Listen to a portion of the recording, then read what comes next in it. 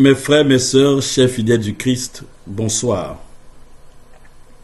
Vous êtes nombreux à vous poser des questions sur cette chaîne de prière continue que nous venons de mettre en place depuis peu sur nos paroisses de Villepinte. L'objet de cette vidéo est précisément de vous en expliquer l'origine, le sens et le fonctionnement. L'origine. En ce moment difficile que nous traversons, nous sommes à la fois seuls et ensemble, réunis par la force de la prière. Vous êtes d'ailleurs nombreux à prendre dans la journée un temps pour prier. Et vous avez raison. Car la force du chrétien, ce qui nous fait tenir, c'est la prière. C'est pourquoi, en m'inspirant de ce qui existe ailleurs, je vous propose de participer à une chaîne de prière continue qui sera renouvelée chaque semaine. L'objectif.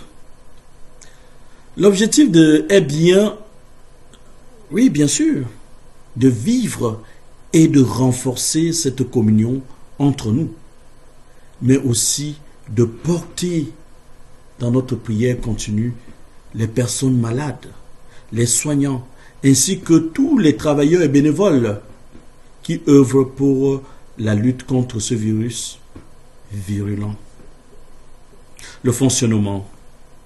Je vous invite par conséquent à choisir dans la semaine un ou des créneaux horaires pendant lesquels, seul ou en famille, vous prendrez le temps de porter toutes ces intentions. Alors comment? Eh bien, il y a d'abord bien sûr tous les temps de prière communautaire auxquels vous êtes tous invités à vous associer via Facebook ou YouTube. Je vous les rappelle. Les laudes tous les matins à 8 heures, suivis parfois immédiatement après de la messe. Les vêpres à 18 heures. L'adoration les jeudis. Le chemin de croix les vendredis. Autre proposition, le chapelet de Lourdes à 15h30 via la chaîne KTO TV. La méditation de l'évangile que je vous envoie chaque matin via le groupe WhatsApp Parole de Dieu ou paroissien de Villepinte. Retenez bien, c'est important. Le simple fait d'écouter la vidéo et d'y répondre sur le groupe est une prière. Donc, inscrivez-vous sur le créneau pendant lequel vous pensez écouter, méditer, répondre à cette méditation biblique. Autre proposition plus simple, s'arrêter, allumer une bougie, prier dans le silence le Notre Père, le Je vous salue Marie, et conclure par la prière du pape pour la lutte contre la pandémie que je vous ai déjà envoyée. Ceux qui ne l'ont pas eu peuvent bien sûr me contacter. Je vous rappelle enfin, et c'est le dernier point, que nous sommes tous appelés à nous unir spirituellement, chacun là où il est, à 10 heures, pour prononcer cette prière du pape et manifester ainsi notre communion avec toutes les personnes malades, les soignants, les travailleurs, les bénévoles qui œuvrent sans relâche pour le bien commun.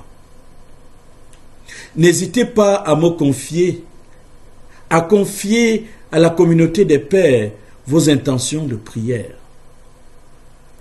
Vous connaissez sans doute autour de vous des proches, des amis qui ont besoin de notre soutien.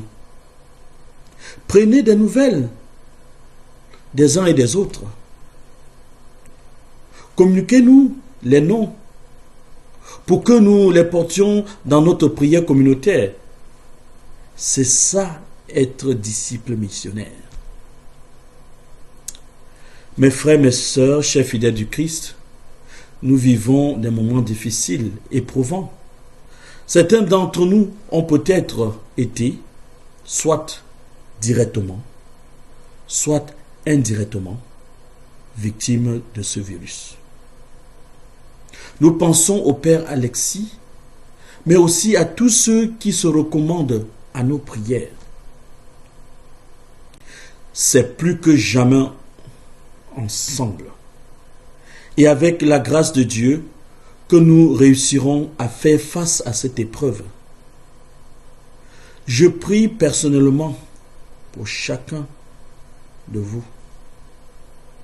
pour que vous teniez bon. Oui, tenez bon. Ma paroisse, c'est ma famille. Et notre famille est enracinée en Dieu.